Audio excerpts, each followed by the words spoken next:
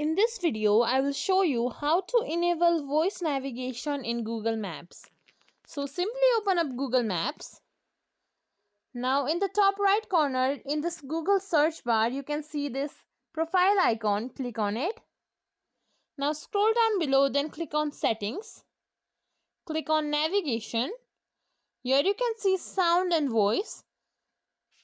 If it is in the muted state, simply click on unmuted. Or even if it's in alert only, click on unmuted. Now you can choose the voice guidance level. Do you want it louder? Do you want it softer or just a normal tone? After that, you can even select the voice or the language. Now make sure you turn on play voice over Bluetooth, play voice during phone calls, and play audio cues.